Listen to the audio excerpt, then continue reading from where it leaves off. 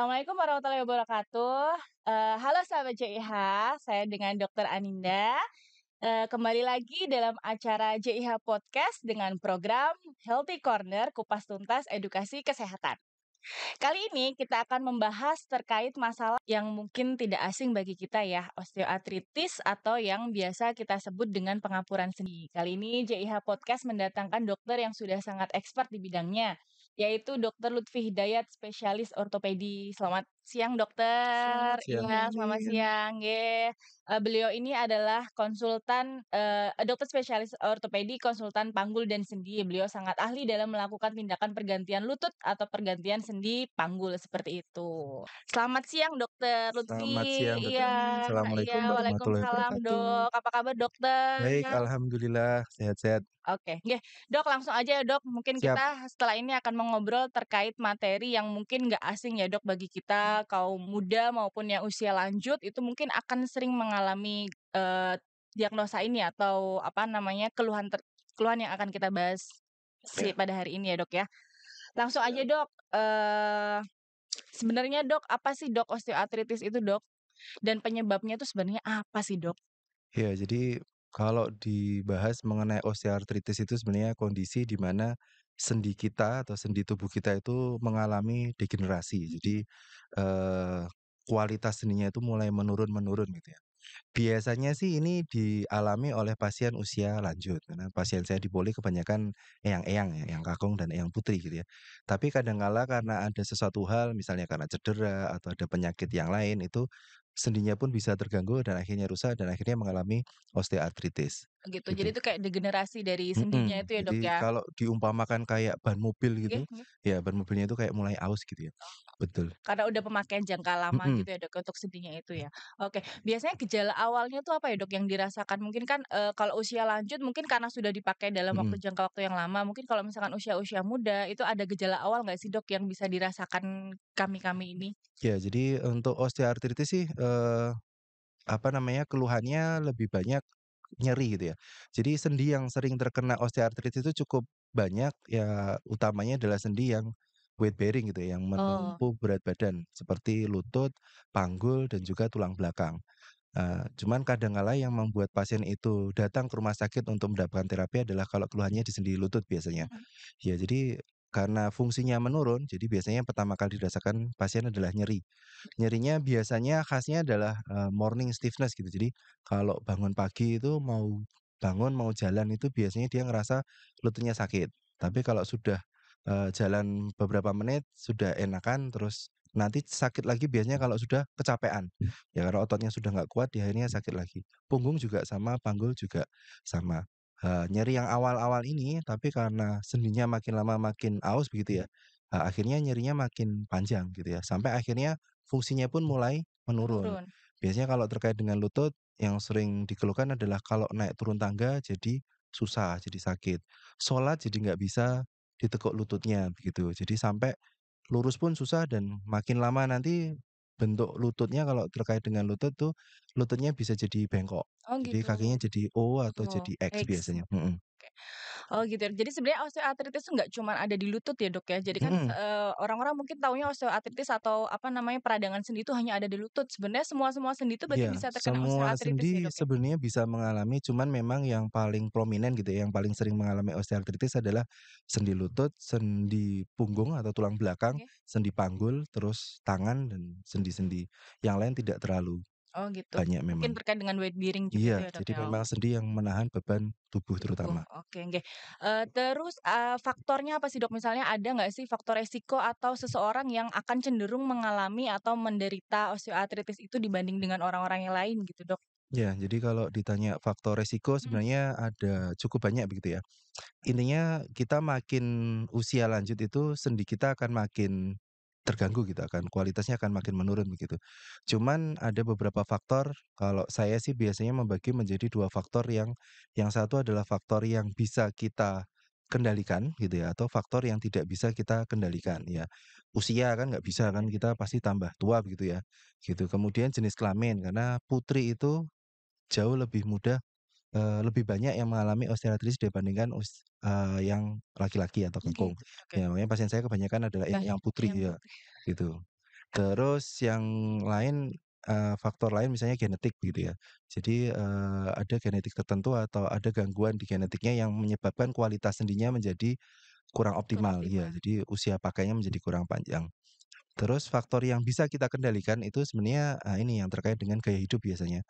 Itu satu berat badan. Berat badan. Ya, karena kalau misalnya kita cerita di lutut ya, lutut itu kalau kita jalan itu bisa menahan beban berat badan itu 4 kali dari berat badan. Jadi Badan kalau berat sebelumnya ya? badannya misalnya sebagai contoh, Mister A gitu ya, berat badannya 80 kilo. Jadi kalau kita jalan numpu dengan satu kaki itu, lutut itu bisa menerima beban 4 kali dari 80 kilo. Berarti berapa? tiga seratus ratus dua dua puluh puluh itu kilo kan. normalnya ya? Heeh, jadi makanya kenapa salah satu faktor yang penting sebenarnya adalah berat badan gitu. Faktor yang lain sebenarnya kekuatan otot gitu. Ini yang sering, karena makin ke sini kayaknya orang kita tuh jarang yang suka jalan-jalan gitu ya. Ya beli mie ayam ke depan Naik aja apa naik motor, motor iya gitu ya. dong, Apalagi bahkan ada sekarang naik ada motor mobil, listrik motor gitu ya, listrik, jadi iya makin dong. gampang gitu ya. Ya makanya ototnya menjadi kurang kuat. Makanya mungkin beda dengan, teman-teman atau orang-orang di negara barat karena mereka kemana mana jalan naik Jalan, kendaraan umum. Nah mereka fungsi walaupun kakinya sudah bengkong, tapi kalau ototnya bagus kadang kala nyerinya tidak oke terlalu begitu. oke, Utamanya sih itu itu, biasanya. oke. Kemudian Dok, kalau misalkan untuk terapinya sendiri Dok, maksudnya setahu saya sebagai dokter kan, untuk Mhm. osteoartritis itu nggak semuanya langsung dioperasi gitu ya Dok ya? Enggak, Oke, jadi misalkan ada yang harus di fisioterapi atau misalkan ada betul. yang penggunaan obat-obatan seperti itu. Jadi, kondisi-kondisi seperti apa sih Dok yang misalkan membutuhkan obat terlebih dahulu atau misalnya harus fisioterapi atau pada akhirnya harus tindakan operasi, itu sebenarnya kondisi-kondisi seperti apa Dok? Iya, jadi sebenarnya kalau, Anda dicurigai gitu ya, mengalami osteoartritis, yang pertama kita lakukan kan kita harus menegakkan dulu nih, Mhm, benar osteoartritis atau tidak iya, gitu. Karena nyeri lutut itu penyebabnya bisa banyak, ada mungkin lebih dari 30 kondisi yang bisa menyebabkan nyeri lutut dan tidak semuanya osteoartritis iya, gitu, cuman masalahnya osteoartritisnya yang paling terkenal gitu ya. Jadi terus, dikit-dikit yang jadi disalahkan, "Oh ini osteoartritis," gitu ya, pengapuran sendi gitu.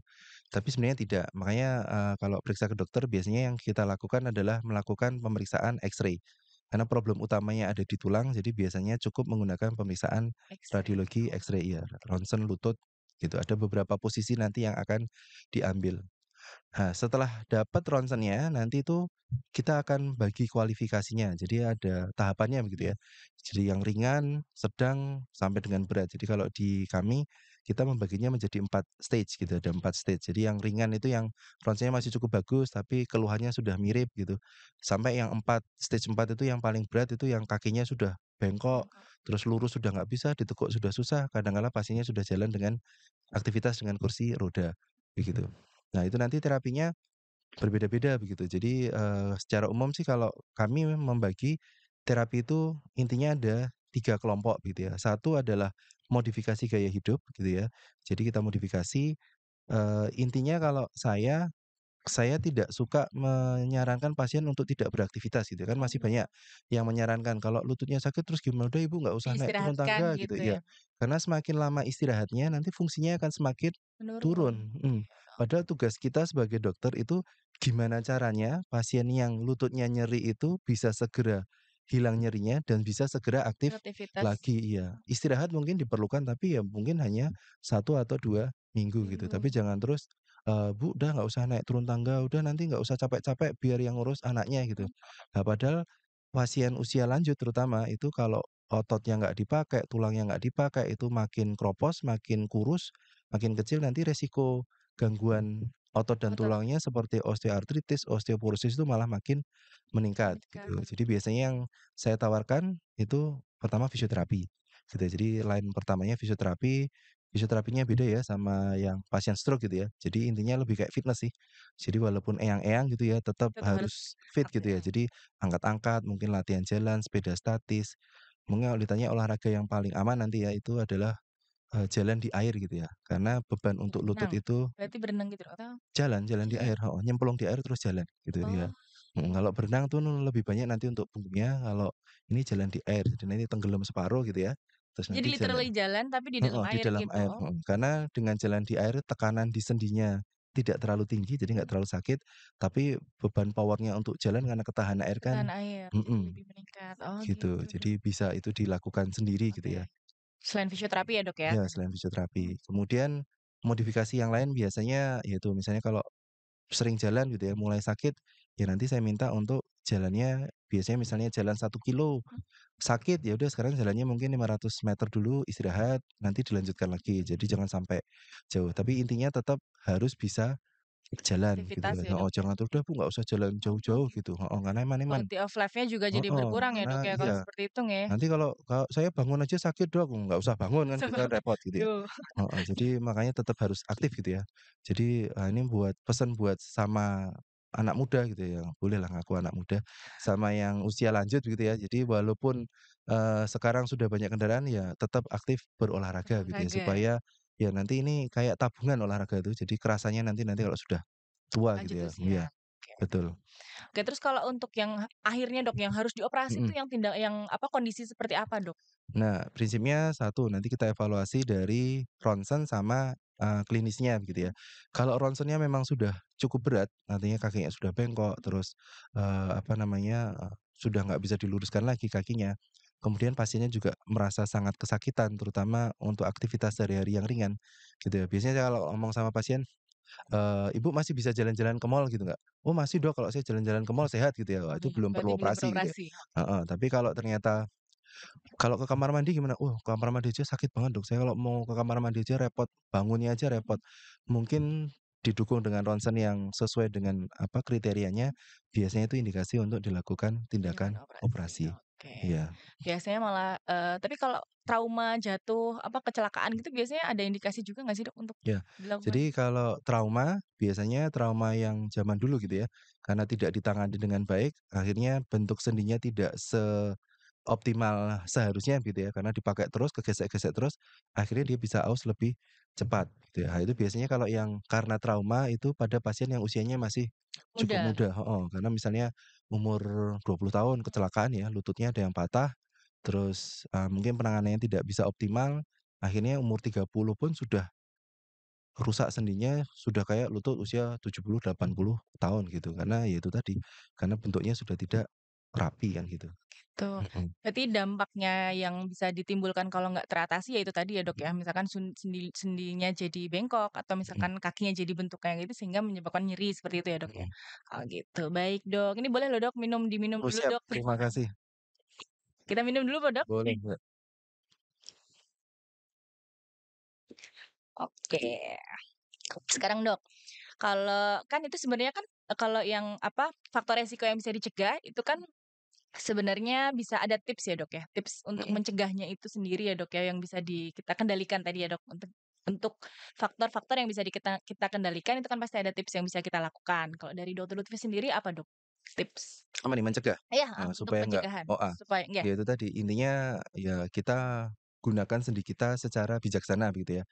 Ya intinya kayak kayak kita kalau punya sepatu gitu ya, sepatu tuh kalau dipakai terus-terusan ya cepet aus gitu ya, tapi kalau nggak dipakai disimpan di lemari ya rusak sama aja gitu. Jadi, makanya kita punya badan yang sehat ya kalau bisa digunakan, olahraga lah.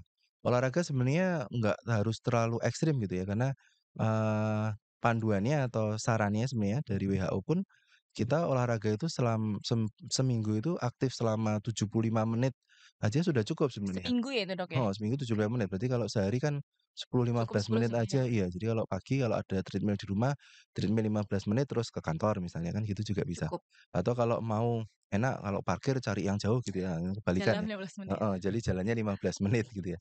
Gitu satu, jadi ototnya dan tulangnya itu akan kuat, karena kalau di tulang itu ada hukum namanya Wolff Law, itu tulang dan otot kita akan semakin kuat kalau digunakan. Gunakan. Mhm. Oh gitu. Jadi kalau nggak pernah dipakai jalan, kualitasnya akan turun, Turun. gitu.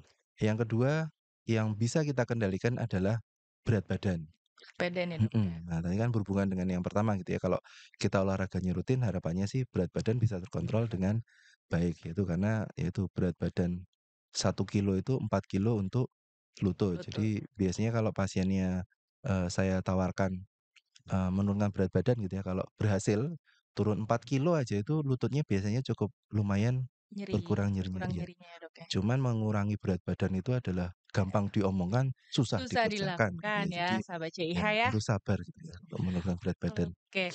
Jadi gini, Dok, apa, kalau untuk olahraga tuh jadi sebenarnya malah justru harus dilakukan ya, Dok, ya? Harus, Walaupun heeh, oh gitu, jadi untuk, mhm.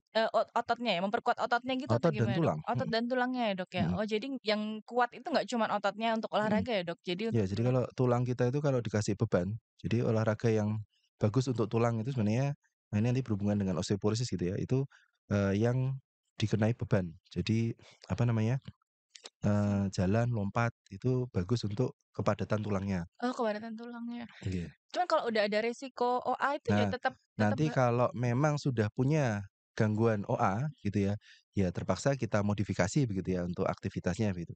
Tapi bukan berarti terus tidak boleh. Nah, masalahnya kan sekarang tuh masih banyak, yang menyarankan kalau sudah sakit sendinya, "Sudahlah nggak usah olahraga lagi nanti ndak malah" sebenarnya malah kita modifikasi. Misalnya kemarin olahraganya sukanya apa, badminton gitu ya, terus suka sakit lututnya, ya sekarang coba geser sepeda mungkin atau berenang gitu, jadi tetap tetap ada atau jogging, jadi yang tidak terlalu membebani membebani lutut, gitu. iya. Oh gitu. Jadi kalau udah ada resiko OA untuk olahraga juga tetap harus disesuaikan ya, Mhm, Dok, ya. Misalkan yang biasanya lari seperti itu terus nanti diturunkan jadi sepeda statis atau iya, sepedahan, berenang gitu ya, Dok. mhm Oh gitu. Karena sejujurnya saya tuh, kalau mau olahraga yang kayak lari, terus apa namanya, ya lari yang sekarang lagi hits ya, Dok, ya. mhm. Nah itu tuh saya tuh suka kasihan sama lutut saya gitu, kayak nanti takutnya OA atau gimana gitu, tapi sebenarnya nggak apa-apa ya, Dok, malahan Enggak ya, sih, Dok, ya? mhm. Oke gitu, Ya selama oke. masih sehat saya rasa tidak ada pantangan untuk olahraga Oh gitu, apapun gitu ya. apapun ya, Dok? Cuman memang, kalau mau serius berolahraga memang